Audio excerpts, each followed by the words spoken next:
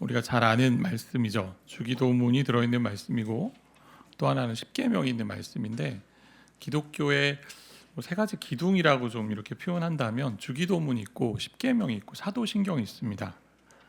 잘 배우는 것이 중요하고요. 이게 잘 들어있는 게 우리 장로교의 뿌리가 되는, 신학의 뿌리가 되는 웨스트민스터 신앙고백서에 대요리 문답, 소요리 문답에 다 들어 있습니다.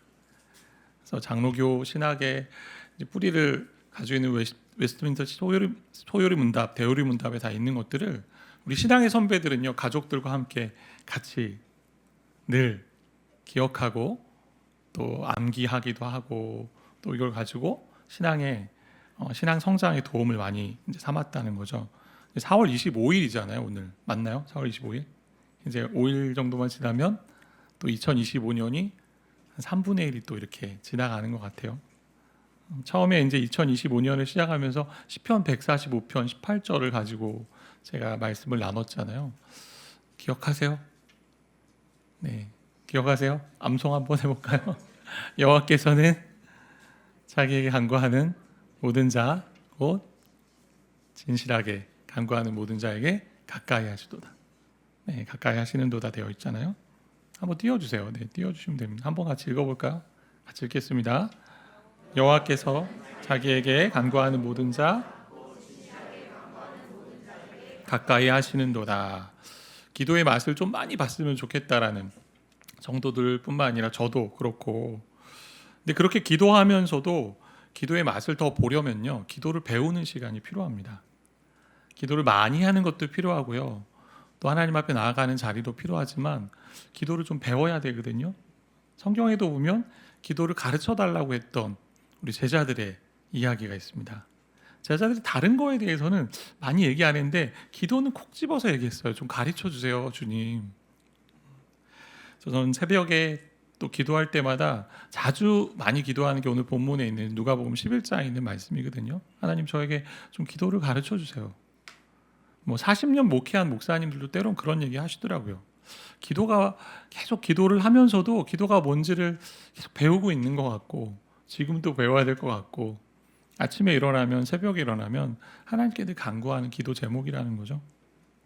오늘은 이제 기도에 대해서 좀 살펴보려고 하는데요.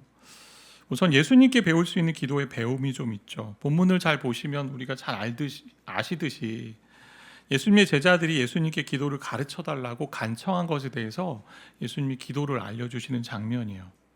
근데 그렇게 요청한 때에는 예수님이 기도하는 모습을 보니까 제자들이 그것에 자극을 받고 도전이 돼서 기도를 가르쳐 달라고 한 거죠.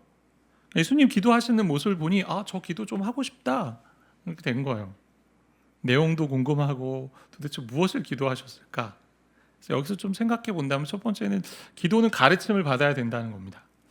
신앙생활하면서 배워야 되는 것이 기도예요. 저와 여러분이 배워야 됩니다. 열심히 배워야 돼요. 근데 오랜 신앙생활을 함에도 불구하고 기도가 참 어렵다라는 이야기를 많이 하고요. 많은 목사님들이 이제 목회를 마무리하고 또 때로는 이제 한 평생 내가 목회해 오면서 아쉬운 게 뭐냐고 물어보면 대부분 두 가지거든요. 좀 더 기도 생활을 잘할 수 있었으면 좋았을 걸, 말씀을 더 많이 좀 깊이 읽었으면 좋았을 걸, 이런 얘기들을 한다는 거거든요. 동시에 기도 생활, 이제 여러분 요즘 하는 거 좀 돌아보시면서 내 기도 생활이 좀 제자리에 있는 것 같다라는 느낌이 든다면 기도를 배워야 돼요. 신앙생활은 기도를 배워가는 여정 가운데 있습니다. 어릴 적 기도가 다를 거고요, 점점 자라면서 나의 기도의 모습이 다를 거고, 기도를 배우면서 한 단계 점점 업그레이드 되는 기도 생활을 하게 된다는 거죠. 그래서 우리 신앙의 선배들은 어떻게 하면 기도 생활을 잘 할 수 있을까라는 고민을 가지고 생각하고 묵상하다 보니 성경 안에서 자꾸 기도에 대해서 찾아내고요, 또 기도에 대한 책들을 많이 썼습니다. 그래서 웬만한 신학자나 웬만한 학자들이나 웬만한 그런 저자들 보면 기도에 대한 책을 빠뜨리지 않고 쓰고 있는 걸 볼 수 있거든요. 우리가 배워야 되는 이제 첫 번째 모델이 예수님이잖아요. 그 기도의 모습을 오늘 살펴볼 수 있는데, 기도를 알려달라는 제자들에게 기도의 내용을 알려주죠. 우리가 잘 아는 우리 누가복음 11장 2절부터 4절 말씀에 있는 것처럼 예수께서 이르시되 너희는 기도할 때 이렇게 기도하라 라고 되어 있어요. 같이 읽어봅시다. 아버지여, 이름이 거룩히 여김을 받으시오며 계속 읽겠습니다. 우리에게 날마다 일용할 양식을 주시옵고 우리가 우리에게 죄 지은 모든 사람을 용서하오니 우리 죄도 사하여 주시옵고 우리를 시험에 들게 하지 마시옵소서 하라. 잘 아는 주기도문이잖아요. 마태복음의 버전을 우리가 많이 이제 하고 있는, 통상적으로 하고 있는 버전이고, 누가복음 좀 축약된 버전인데, 이 주기도문을 알려주시면서 이 기도를 주문처럼 하라고 알려주신 건 아니에요. 그래서 이 기도를 한 번 한 번 할 때마다, 한 문장 한 문장 할 때마다 곱씹으면서 해야 되는 기도인데, 그래서 이런 점에서 이제 예수가암교회는 이 기도를 할 때, 또 주일날 이제 사도신경으로 신앙을 고백할 때 저는 의도적으로 좀 천천히 합니다. 새벽에도 좀 천천히 하고, 그냥 전능하사 천지를 만드신 하나님 아버지를 내가 믿어 이렇게 가면 이거 거의 주문이잖아요. 주문처럼 하는데 전혀 마음에 오지도 않고, 그래서 하나하나 곱씹으면서 기도하는 것을 원하시는 것 같고요. 예수님은 주기도문으로 그렇게 함께 또 개인적으로 기도하기를 원하셨어요. 그럼에도 주님이 가르쳐 주신 이제 기도는 방향성을 가지고 있는 거잖아요. 우리가 잘 아는 것처럼 이 기도는 7가지 기도로 나눠지는데, 앞에는 하나님에 대한, 이걸 이제 당신 청원이라는 표현을 쓰고, 뒤에 4가지는 우리 육체적인 필요와 영적인 필요 3가지 하면서 우리에 대한 간구를 얘기하잖아요. 그 얘기는 뭐냐? 우리의 필요도 당연히 구해야 되고 영적인 필요도 구하고 육신적인 필요도 구하지만 하나님의 나라와 하나님의 뜻과 하나님의 나라 뜻, 이름과 뜻과 뭐죠? 이름이 거룩히 여김을, 나라가 임하시오며, 아니죠. 앞에 있는 거 얘기하는 겁니다. 하나님에 대한, 하나님의 나라와 이름과 뜻을 구하는 거. 그게 이제 먼저 기도해야 된다라는 우선적인 것을 얘기하잖아요. 우선순위가 거기 있다라는 거죠. 그래서 그 방향성을 가지고 하나님의 존재와 영광에 대한 이름이 필요하고, 그 구함이 필요하고, 그리고 그 나라의 통치를 위해 기도하고, 그리고 하나님의 선하신 뜻을 간구하게 되는 겁니다. 그래서 이 기도문을 가지고 우리가 기도하는 것들을 많이 훈련을 하셔야 됩니다. 많은 우리 신앙의 선배들이 그렇게 해왔고요.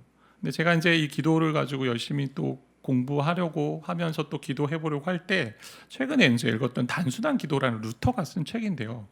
정말 짧은 책인데도 불구하고 깊은 내용을 좀 다루고 있어요. 제가 거기서 기도하는 방법을 좀 이제 배우게 됐는데, 이제 올 한 해 제가 기도에 관한 책들을 좀 많이 사놨거든요. 좀 많이 좀 봐야겠다, 나도. 기도를 어떻게 해야 되는지 다 이제 성경에 있는 것들을 가지고 하거나 아니면 그들이 깊이 기도하면서 묵상했던 그런 것들인데, 루터가 대요리 문답이라는 그 책을 지으면서, 그 요리 문답, 교리죠. 거기 대요리 문답의 10계명과 주기도문과 사도신경을 문답으로 또 알려주고, 그다음 세례와 성찬에 대한 얘기를 하고 있는데, 그러면서 이제 단순한 기도라는 책을 거기서 좀 따오면서 이제 쓴 책인데요. 아주 오랫동안 친한 친구였던 이발사였던 페터라는 친구가 있었습니다. 이발사인데 정말 절친이요, 친한 친구요. 근데 이 친구에게 엄청난 일이 벌어졌어요. 부활절 전 토요일에 사위의 집에서 이제 가족 모임이 열렸습니다. 근데 엄청난 일이 벌어졌어요. 사위는 군인이었고요, 용병이었는데, 사위가 자신은 칼에 맞아도 끄떡없다, 그리고 수많은 전투에 내가 참여했음에도 불구하고 나 이렇게 건강하게 살아있다, 막 이렇게 얘기하는 그 모습이 너무나 싫은 거예요. 그 얘기를 들을 때 이 페터라는 이발사가, 저거 다 허풍인데 칼에 맞아도 끄떡없다고? 말도 안 되는. 그래서 그것의 허풍이를 좀 증명해보고 싶은 마음이 그 마음속에 있었던 것 같아요. 그때 이제 페터가 술에 취한 나머지 사위의 자랑을 좀 입증해 보이고 싶었던 마음이 있었는지, 아니면 그것을 시험해 보려고 했던 마음이 있었는지 모르겠지만 사위의 가슴을 찔러버렸어요. 칼로 찔렀어요. 사위는 죽었습니다. 그 자리에서. 페터는 이제 집과 재산과 시민권까지 다 잃어버렸거든요. 루터가 이제 친구니까 루터가 간청을 했고, 당시 재상의 이제 호소 덕분에 페터는 사형 대신 추방형을 받았는데요. 그렇게 추방당한 친구를 위해서 목회적인 관점에서 이 친구에게 도움을 주고자 하는 마음에 쓴 편지예요. 그럼 편지면 너가 잘 지내야 되고, 너 어떻게 하면 그 시간을 보낼 수 있고, 뭐 이런 얘기들, 그리고 너의 마음을 내가 다 좀 알고 싶다, 내가 다 이해한다, 공감한다, 참 안타깝다, 뭐 이런 얘기들일 것 같은데, 무슨 얘기냐면 기도하는 방법을 알려주고요. 그 기도하는 방법을 3가지, 이제 앞서 얘기한 주기도문, 사도신경, 10계명을 가지고 어떻게 기도하는지를 설명해줘요. 이렇게 신앙생활을 해야 돼. 그래야 살 수 있어라는. 그래서 기도의 화환이라는 표현을 좀 쓰고 있는데, 꽃 화환 뭐 이런 거 있잖아요. 그래서 기도 묵상법을 가지고 이제 그가 알려주는데, 이제 보여주시면 돼요. 4가지로 이루어집니다. 이걸 외우시면 좀 좋을 것 같은데, 저는 이걸 가지고 기도를 요즘 많이 적용을 하고 있는데요. 첫 번째는 가르침이고요. 교훈이죠. 성경에 가르침이 있어요. 말씀이 있죠. 그 말씀을 읽고, 오늘로 얘기하면 주기도문이라는 말씀을 읽고 그 가르침이 무엇인지를 다시 한번 살펴봅니다. 그러고 나서 그 가르침에 대한 깨달음이 주어졌을 때 감사를 하나님께 올려드려요. 감사기도하는 거예요. 두 번째. 근데 그렇게 깨닫고 그 기도에 대해서 그 기도하면 가운데 나에게 주어지는, 내 마음에 주어지는 이 말씀에 비춰봤을 때 죄악이 떠오르면 그것을 회개하는 게 고백이요. 그 세 번째. 그리고 나면 다시 그 말씀을 가지고 기도하게 되는 이 방식으로 기도를 하라고 이제 얘기를 하는 거예요. 그래서 가르침, 감사, 고백, 기도입니다. 여러분 이걸 좀 기억하면 좋을 것 같은데 한번 따라해볼까요? 가르침, 감사, 기도. 가르침, 감사, 고백, 기도. 네. 그래서 기도의 화환이라는 표현을 이제 그가 쓰는데, 그러니까 감사로 만약 이제 우리가 이걸 기도해 본다면, 가르침, 하나님의 말씀과 교훈을 다시 되뇌어 보는 거고, 감사는 그러한 가르침에 대해서 깨달음을 주어진 거에 대해서 하나님께 감사하고, 그리고 나서 고백하는 것을 그 말씀에 비춰봤을 때 나의 죄악이 떠오르면 인간적인 약함과 불순종의 모습을 회개하고요. 그리고 나서 다시금 원래 그 말씀을 가지고 기도하게 되는데, 예를 들면 우리에게 날마다 일용할 양식을 주시옵고라는 이 주옵시고라는 구절을 가지고 기도한다면 가르침이 뭘까요? 하나님은 우리에게 일용할 양식을 주시는 분이십니다 라는 가르침이 들어있겠죠. 그리고 날마다 일용할 양식이 우리는 필요한 존재입니다. 하나님으로부터 그 공급을 받아야 됩니다. 그럼 이거에 대해서 감사할 수 있죠. 하나님께서 우리의 공급자 되어주셔서 너무나 감사합니다.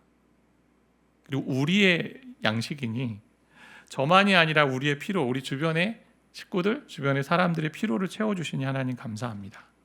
근데 그러고 나면 고백을 하게 됩니다. 어떤 고백이 있냐면, 하나님으로부터 공급받아야 사는 존재임에도 불구하고, 그렇게 연약한 육신임에도 불구하고 마치 내가 이래서 내가 거두어들인 열매인 것처럼 교만한 가운데 살고 있는 내 모습이 있는지, 만약 그렇게 그러한 모습으로 교만하게 살고 있다면 주님 용서해 주시고, 혹시 내가 주변과 나누지 못하는 마음이 있다면 주님 용서해 주십시오.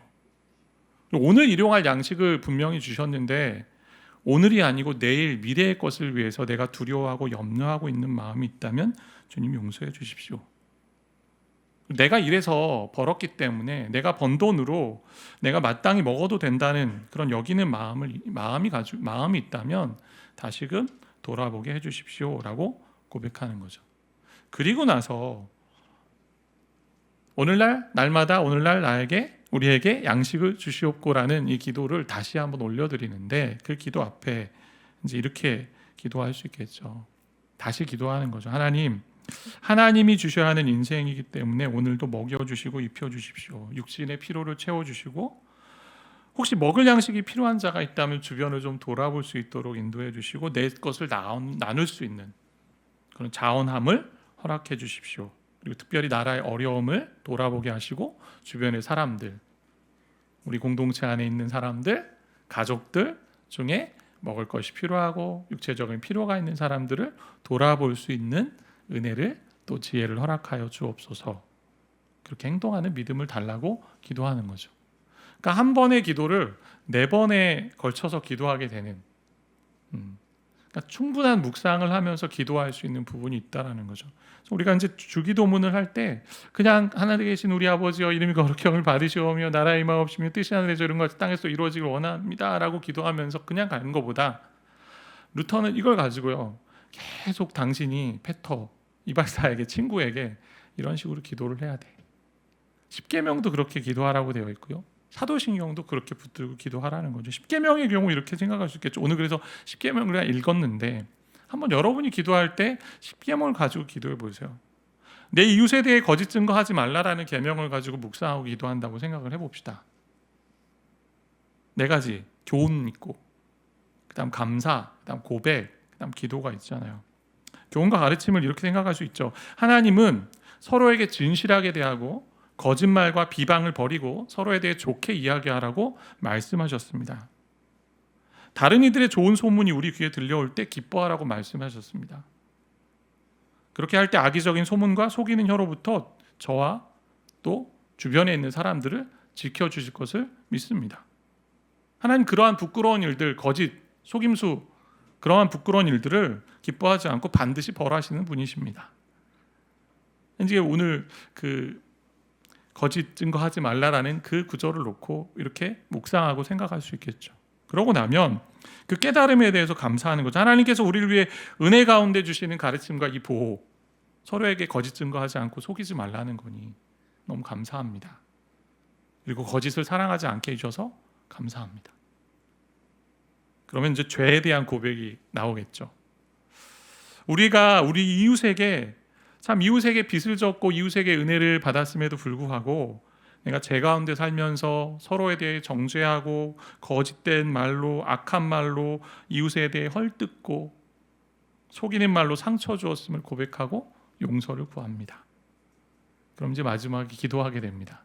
기원하게 되는데 이제부터 내 이웃에 대해서 거짓 증거하지 말라는 이 계명을 지킬 수 있도록 우리 성령님 도와주시고 거짓이 아닌 선한 말을 하며 살 수 있도록 입술에 은혜를 더하시고 또 주변을 치유하는 생명의 혀로 쓰임받게 해달라고 이렇게 기도할 수 있다는 거죠.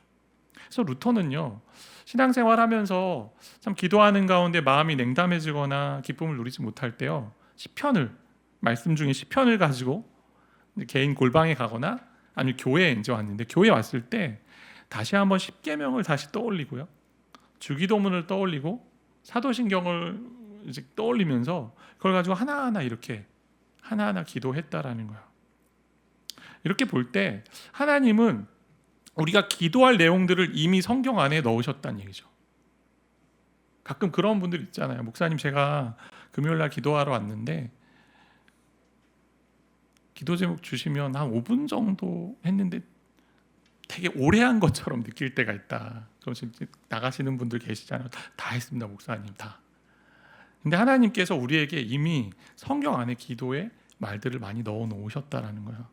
이걸 가지고 묵상하고 그 가르침에 대해서 깨달음을 받아서 감사하고 죄에 대한 고백을 가지고 기도하면 그 다음에 기도하면 이 기도가 정말 깊은 기도로 들어갈 수 있는 그런 단계를 또 우리가 경험할 수 있다라는 거죠. 그러니까 신앙생활의 근간이라고 할 수 있는 사도신경이나 십계명이나 주기도문으로 여러분과 제가 기도할 수 있습니다. 그리고 오늘 성경 우리에게 주어진 이 성경을 가지고 한 구절 한 구절 이런 네 가지 단계를 가지고 네 가지 묵상의 방식을 가지고 기도하게 되면 저와 여러분의 기도를 더 많이 배우게 되고요. 또 기도하는 자리로 깊게 나아가게 된다라는 거예요. 그러면서 오늘 11장에 이제 보면 두 번째 얘기인데 예수님의 모습을 통해 배울 수 있는 부분 중에 하나는 기도에 이르는 자연스러운 방식이 있다면 소리내어 기도하는 방식이죠. 우선은 소리내어 기도하는 방식. 기도의 방식은 다양해요. 침묵 기도도 있고 묵상 기도도 있고 저도 해요. 침묵 기도도 하고 묵상 기도도 하는데 근데 오늘 보세요. 제자들이 예수님이 기도하시는 것을 관찰했습니다. 근데 예수님이 뭐라고 말씀을 하셨겠죠. 그러니까 그 말씀에 대해서 저 기도를 배우고 싶다라는 거죠. 저 기도를 배우고 싶다. 그러니까 예수님도 하나님께 육체의 몸으로 입고 왔을 때에는 소리 내어 기도하셨다라는 사실이죠. 그러니까 기도의 시작은 말과 언어를 통해 고백함으로 시작합니다. 우리가 고백하잖아요. 말을 가지고 고백합니다. 말로 언어로 우리의 생각과 마음을 아뢰게 되죠. 그렇게 기도할 때 침묵 기도도 하게 되는 거고 중간에 또 때로는 묵상 기도도 하게 되는 거죠. 그러니까 주님이 기도하신 소리를 알고 있었기 때문에 제자들도 기도를 요청했고 알려달라고 했고 그래서 우리도 그렇게 입술로 기도하게 된다는 거죠. 당연히 소리 내지 않고 기도할 수 있어요. 침묵 기도도 되고 묵상 기도도 할 수 있는데 근데 이것이 먼저 자연스러운 방식이 돼야 된다는 거죠. 왜냐하면 우리가 육신의 존재이기 때문에 우리 예수님이 겟세마네 동산에서 제자들에게 부탁하잖아요. 제발 좀 기도 좀 저기 이제 떨어져 있는 동안 기도를 하라고 했는데도 제자들 어떻게 육신이 약해요. 잠들잖아요. 잠드는 모습들. 그러니까 우리 육신이 약하기 때문에 그냥 아무런 생각 없이 침묵하고 묵상하고 기도할 때 때로는 사단이 틈을 타서 아무 생각 없이 그냥 보내게 하는 시간으로 또 이렇게 쓰게 할 때도 있다라는 거죠. 집중하지 못하는 경우들이 있죠. 그래서 저와 여러분이 기도를 배워간다라면 여러분의 입술로 하나님 앞에 고백해 보세요. 고백하는 거죠. 하나님, 이러한 기도 제목을 가지고 나아갑니다. 그러니까 기도를 배워가고 기도의 말씀을 알아가기 위해서는 우리 예수님이 하셨던 것처럼 우리도 하나님께 말로 아뢰는 것부터 시작해야 된다. 그게 출발입니다. 그러면서 뭐 침묵 기도도 해보고 묵상 기도도 하는 그런 시간들을 우리가 누리면서 기도가 점점 성장하게 된다는 거죠. 근데 이때 중요한 것은요, 우리의 마음을 쏟아놓는 거죠. 우리가 말로 기도하는데 여러 가지 표현을 가지고 기도하고 미사역으로 만들고 또 이렇게 하면 좀 더 멋진 기도문이 되니까 그게 아니라 솔직한 마음을 아뢰는 거예요. 솔직한 마음을 아뢰는 거. 우리 예수님의 겟세마네 기도 장면을 보면 거기서 보면 우리가 배우게 되는 것이 있지 않습니까? 예수님의 기도가 거절됐잖아요. 이 잔을 옮겨달라고 했는데 옮겨주지 않으셨어요. 우리 하나님이. 할 수만 있거든 이 잔을 옮겨달라 했는데 하나님 옮겨주지 않고 3번이나 기도했는데 옮겨주지 않았어요.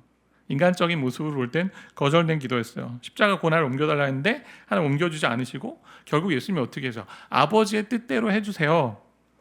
그리고 결단하는 기도로 마무리되잖아요. 자기 포기. 이 모습을 통해 볼 때 우리에게 시사하는 것은 예수님도 자기의 감정을 다 드러내셨습니다.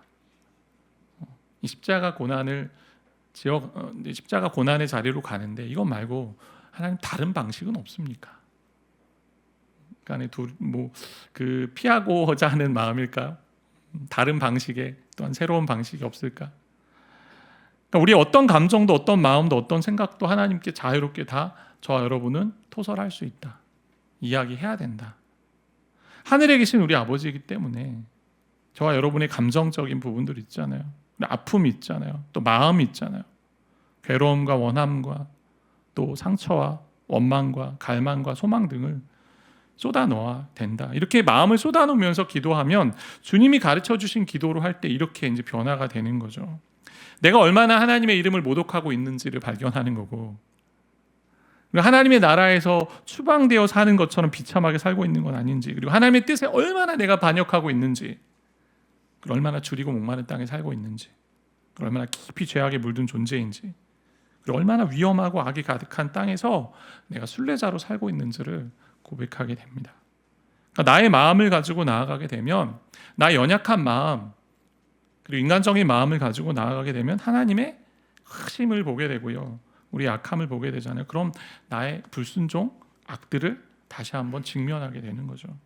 그럼 주님이 원하시는 뜻을 물으며 하나님께 나아가게 되는 거죠. 그렇게 나아갈 때 결국 우리 바리새인과 세리의 기도가 있잖아요. 비유적으로 나왔던 거기 보면 세리가 이렇게 기도하잖아요. 누가복음 18장 13절인데 함께 같이 읽어볼까요? 세리는 멀리 서서 감히 눈을 들어 하늘을 쳐다보지도 못하고 다만 가슴을 치며 이르되 하나님이여 불쌍히 여기소서 나는 죄인이로소이다 하였느니라. 이 마지막 구절 이제 하나님이여 불쌍히 여기소서 나는 죄인이로소이다. 이제 이 구절을 보통 예수 기도라고 우리 신앙의 선배들이 불렀는데 이제 두 마디로 된 기도예요. 하나님의 아들 예수여, 나사렛 예수여. 그리고 이 죄인을 불쌍히 여기소서. 이 죄인에게 자비를 베푸소서. 이렇게 이제 표현하기도 하는데, 그러니까 신앙의 선배들은 이 두 마디 기도를 가지고 수천 번, 수만 번 기도했다고 합니다. 그렇게 기도할 때 참 하나님 앞에 내가 얼마나 처절하게 약한 존재인지를 고백하는 거죠. 기도가 잘 되지 않을 때에도 이것을 계속 수천 번, 수만 번 기도하면서 하나님의 은혜를 경험하는, 임재를 경험하는 그런 체험을 하게 되었다라고 되어 있어요. 그래서 주 안에 은혜를 구하며 소망 가운데 갈망을 품며 가는 거죠. 근데 균형을 좀 잡아본다면 우리가 하나님 앞에 기도하는 거죠. 또 예수 앞에 기도합니다. 주 예수여 이 죄인을 불쌍히 여소서. 근데 거기서 그치지 않죠. 이미 우리는 하나님 안에서 용서받은 존재이고 하나님의 자녀이기 때문에 내가 죄인된 신분으로 하나님께 기도하지만 하나님의 자녀이고 또 하나님 안에서 복음으로 변화된 자이기 때문에 내가 그것까지도 고백하면서 기도하는 거죠.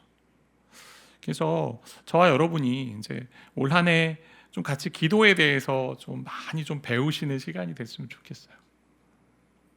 내가 기도했던 모습들을 한번 다시 좀 살펴보시고 하나님 앞에서 어떠한 마음을 가지고 어떻게 기도할 것인지, 그리고 정말 말씀을 가지고 기도하는 일들을 많이 하시길 바랍니다.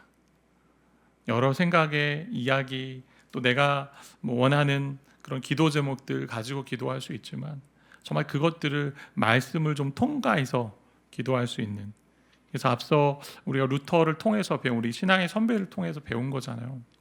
말씀을 가지고 깨달음이 먼저 있으면 그 깨달음을 가지고 감사로 하나님께 올려드리고, 그 다음 그 말씀 앞에 나의 죄악이 보이면 죄를 고백하고 그걸 가지고 기도하며 나아갈 때 우리의 기도가 점점 더 넓어지고 깊어지고, 또 올 한 해 참 주님으로 말미암아 기도를 배우는 그런 놀라운 일이 우리 가운데 있을 줄 믿습니다. 이렇게 오늘도 함께 기도하는 마음으로 나아가기를 소망합니다.